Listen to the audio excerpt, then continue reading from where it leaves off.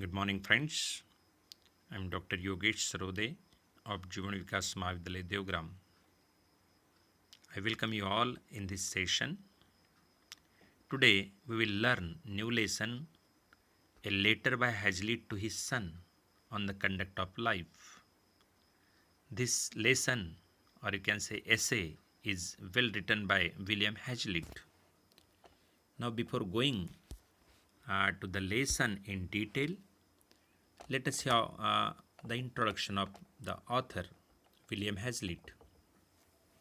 As you know, William HAZLITT was born on 10th April 1778 and he lived up to 18th September 1830. He was an English essayist, drama and literary critic, painter and social commentator also, and was a renowned philosopher. He is now considered as one of the greatest critics and essayists in the history of English language, placed in the company of Samuel Johnson, George Orwell, among these great stalwarts. He is also acknowledged as the finest art critic of his age. Despite, uh, despite his high standing among historians of literature and art, his work is currently little read and mostly out of print. During his lifetime, he befriended many people who are now part of 19th century literary canon, including Charles and Mary Lamb, Samuel Taylor, Coleridge, William Wordsworth, John Keats, like these. William Hazlitt was an English writer basically, best known for his humanistic essays. Lacking conscious artistry or literary pretensions, his writing is noted for the brilliant intellect it reveals. He was the son of a radical Unitarian minister and was himself for a time educated for the ministry. Hazlitt's childhood was spent in Ireland and in North America, where his father, a Unitarian preacher, supported the American rebels. The family returned to England when William was 9, settling in Shropshire. At puberty, the child became somewhat sullen and unapproachable, the tendencies that persisted throughout his life. He read intensively, however, laying the foundation of his learning. Having some difficulty in expressing himself, either in conversation or in writing, he turned to painting, and in 1802 he travelled to Paris to work in Louvre, though war between England and France compelled his return the following year. Then his friends, who already included Charles Lamb, William Wordsworth, Coleridge, encouraged William Hazlitt about his ambitions as a painter. Then he turned to metaphysics and the study of philosophy that he had attracted him earlier, publishing his first book on the principles of human action.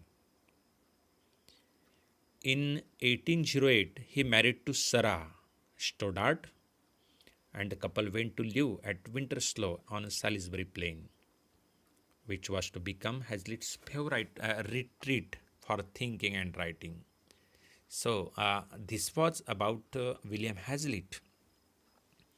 Now, if you see the theme of this lesson, you will find William Hazlitt in his essay on conduct of life tells about how to face the difficulties and grow up in this world. So it's a beautiful piece of advice given by a father to his son about conduct of life. So it is not merely a letter written by father to son. It is more than advice which a normal father think that he should give to his son. And this advice is of universal type. So this is applicable to all the sons in the world. He writes on how this advice may help him in future to correct his son's own errors. He advises on the boy's complaint on how he was treated at school and how he found a different treatment at home and school also. So, William Hazlitt's essay never despises anyone for anything. You are not born a king's son to destroy or dictate to millions.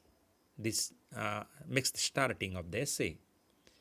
You can only love, and love is excited by qualities not peculiar to artists, authors, and men of letters. Hazlitt was considerably more than a writer of essays. There, his son William went to school until in 1793. He was sent to the inn that year he published his first book, an essay on the principles of human action. His son John, then about 20, was beginning the world.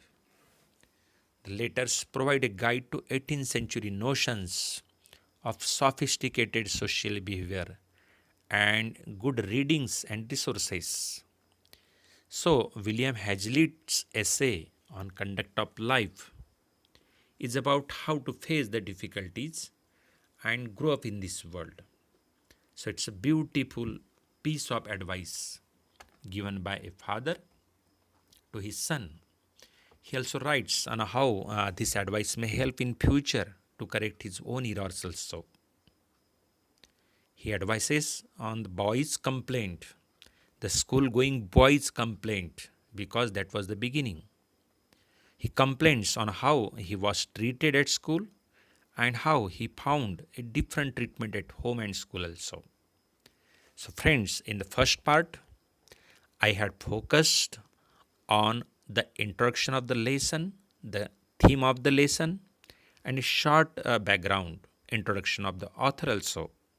In the subsequent parts, we will take the lesson in detail. So for today, this is sufficient. We'll stop here and we'll continue the other day. Till then, good day.